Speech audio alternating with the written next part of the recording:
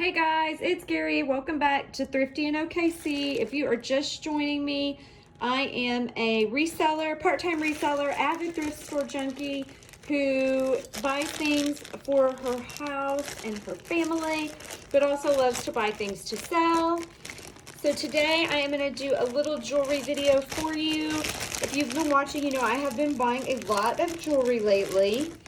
And learning, just doing something new. I sold clothes for like 20 years, but also because I am tired of selling clothes, and this is much smaller to store. So I picked up this bag for $26.62 at the Goodwill today.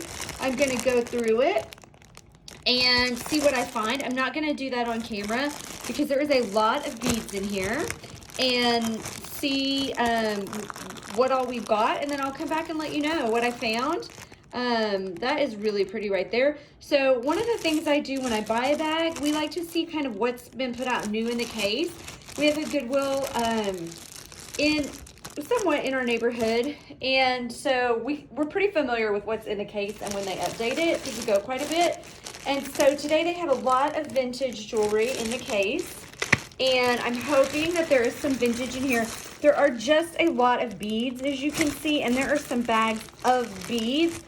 I've noticed some of the pieces I really like are missing some stones. So this might wind up being one of those things where I find one or two things, or I don't find anything, or I find maybe just enough. This is wire wrap, something here. You can see there's some pearls missing. There's some gunky on that. Ignore my nails, they look horrific. But where I might just not find anything, or enough to make a craft bag for people who like to people who like to repurpose and update vintage jewelry. Sometimes it's hard to find vintage stones, and I do not do that. Good old John Kerry for president. We don't do that. So sometimes I can, make a little bit back on a bag by being able to throw something up with some vintage beads and stuff in it. So we'll see. I'm going to go open, and then I'll be back here in a little bit, and I'll share with you what I found.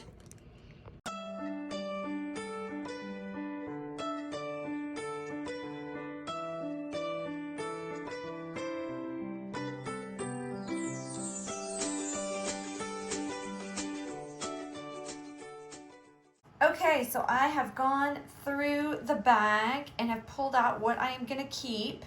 And I'm going to share that. I will say there were a lot of beads, a lot of broken and a lot of wearable, but just the plasticky beads from the 50s. So I have kind of gathered them together. I'm not going to show them to you because I don't know if I'm going to sell them or not, but I may throw those up in a lot.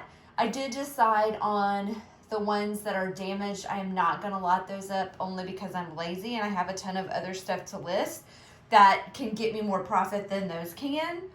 And they weren't like super fabulous ones once I got them out, the broken ones. So I'm not going to lot those up, but I'm going to go through here just real quickly and show you what I did opt to keep, so you can see what was in the bag. So there was a lot of vintage, so that was good. We were kind of right on that.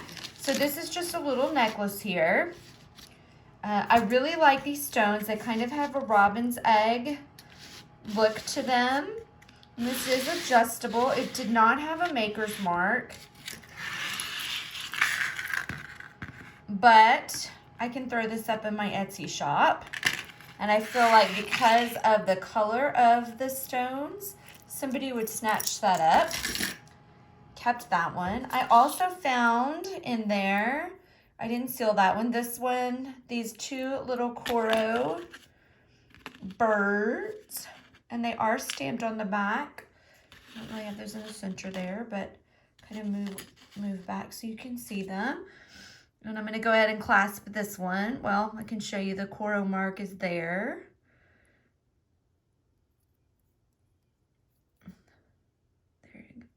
Hopefully you can see, I'm not for sure.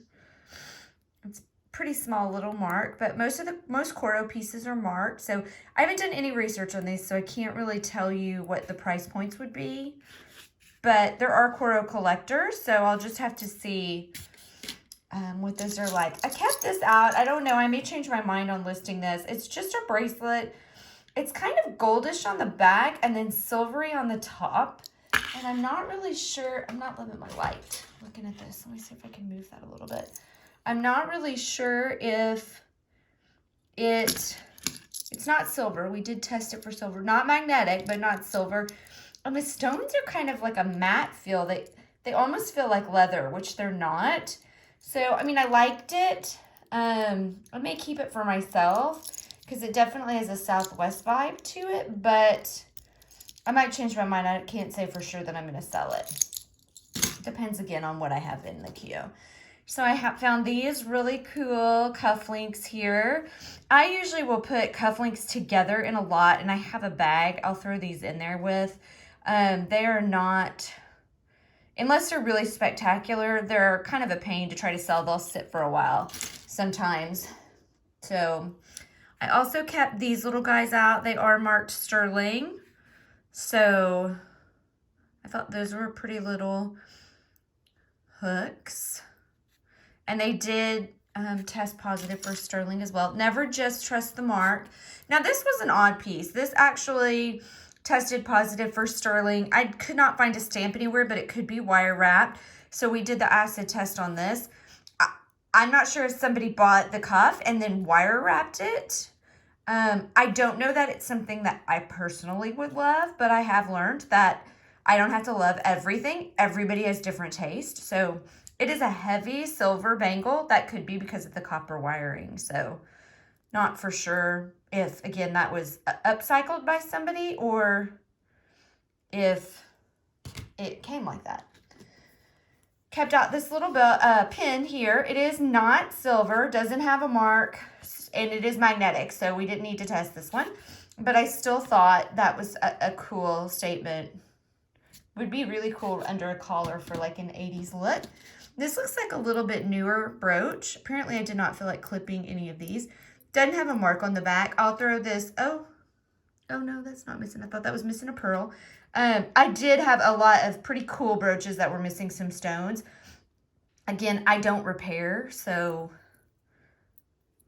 I'm not messing with that. I don't have time. Dang it, I'm having problems there. So that'll go into a lot more than likely.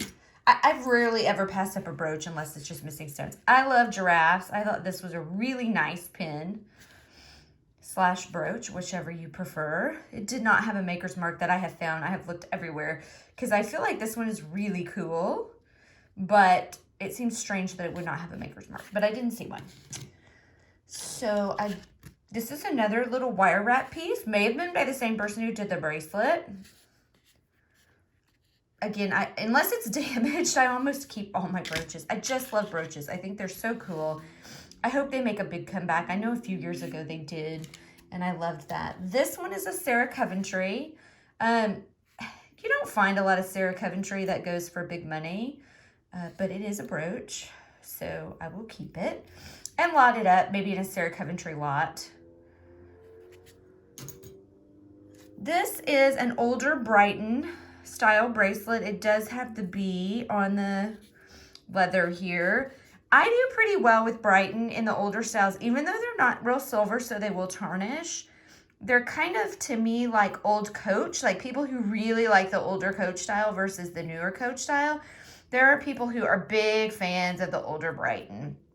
So unless it's just really damaged, I think the discoloration and wear kind of adds to the charm of what their older Western style stuff looked like. So I will keep those. Kept these little marcasite ones here. And they are stamped sterling silver, and they did test sterling silver.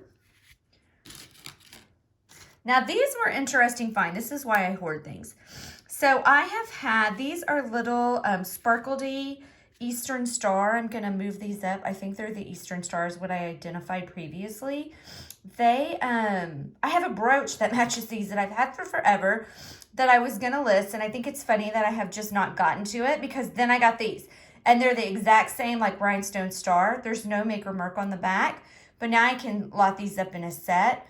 If you ever find any of these like Masons or Shriners or anything like that, always take a look. Some of that stuff can sell for big bucks. So those are not like huge dollar items, but these are little milk glass earrings. They are marked West Germany. I thought those were pretty. I kept them out. Clips, again, just depends. If they're really nice, I will list them up individually. If not, I lot them. I sell a lot of those to Japan, China, a lot of the Asian countries. So if you are interested in selling clips, I strongly recommend you are open to international shipping. I do not sell a lot in the United States. I got kept these cameo clips here. Set them down so you can see them pretty well, and then I'll pick them up. Again, people love cameos, and these face opposite directions, as you can see there. So I usually, most cameo stuff I will list. I can always lot them up too if I wanted to, but there were a lot of clips in there, and most of them I just put together in my earring bag lot. So this was a really interesting little ring. First, we thought it was maybe sterling silver. It's actually marked 14K. So, I don't know. That's weird. I would never have thought that.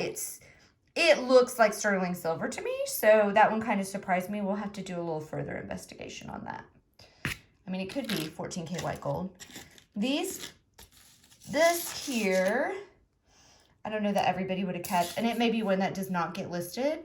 But it's a little Avon necklace, and I just thought the little bee was kind of cute, and it's porcelain. I haven't done any research. I'm guessing it's vintage. It may not be. I could be totally wrong. So I'll look that one up and see. It doesn't have any mark on the back. The Avon mark is on the chain, but it's, again, somebody may want it for an initial.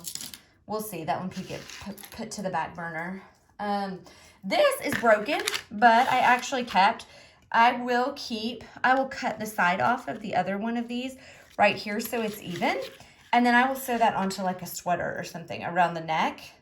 I do that. So if you happen to get some really stunning rhinestone pieces that are damaged, always think about upcycle, because that can really pop. I mean, you take a basic sweater and that could really pop on that and make it something spectacular. Am I missing This was not sterling silver, but I'm in Oklahoma, so I love all of the Native American looking stuff. It is just a pin back like that, but I have a Southwest lot I'm building up, so I may throw that into that Southwest lot.